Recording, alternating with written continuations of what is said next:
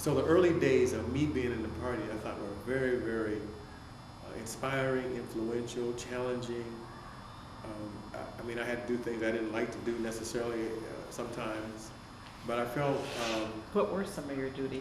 Well, some of my duties was to, stay in the office and, answer the phone, and we would go out and leaflet the community, and when there was going to be an event, we would print up flyers and stuff, and we had to sell. They had a national newspaper, Black Panther newspaper, and I think it was called The Panther Speaks, if not mistaken. I might be wrong, but the Black Panther Speaks, I think is what it was called. The idea was each chapter had to sell so many per week because it came out weekly, and they came up from Oakland, and they had a little bit of our news in it, but mostly it was news about what was going on around the country. And we had to sell those. We all had a quota that we had to sell those by hook or crook, and that was hard too because I think we had to sell them for $1 or whatever, and you had to go in places where there was a high volume of people, whether it was downtown, on 3rd and Pike, or out on the campus, since some of us were students or whatever. One of my other duties was I was one of the co-captains of the party on the University of Washington campus with another brother, Anthony Ware.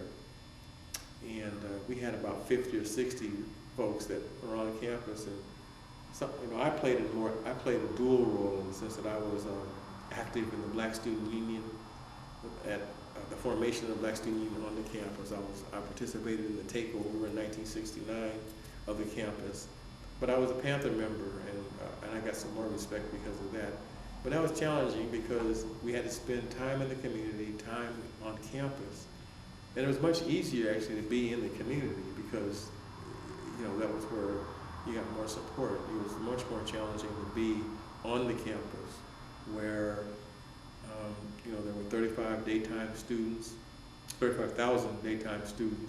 and there were lots of intimidating situations to get into because we didn't try to hide who we were or what we were about, and there was a lot of backlash about us being there, and we oftentimes get into arguments. I guess one of the other things that was challenging is we took our message to people in a more direct way. So 2 or 3 of us, like maybe 2 or 3 times a week, would go just uninvited, go to some of the dorms around campus, McMahon, Terry, Lander, wherever, and talk to students, mostly white students who were interested to hear what we had to say in the lounges or whatever, and we would actually, sometimes they would turn into debates, sometimes they would turn into conversations or whatever. And the irony of it was usually every time some white student would say, well, gosh, I'm just so excited about hearing this, can I join? Well, we said no. This is an organization that's primarily for us, but what you could do is you could be an ally, and we start using that word, and we would tell people what they had to do. And what we asked them to do at that time was to speak out about racism in their own communities, because we felt less welcome in their communities than they did. Particularly the people, we thought no matter where you were from, whether you were from Yakima, Wenatchee, Lower Hearst, Lower Woodland Park, Queen Anne Hill, wherever you were from, really didn't make any difference. But we felt that you'd be of great advantage to us and our people if you could speak out against racism, because it was, to us, the one thing that was holding us back and had created all these other things that we were trying to react to.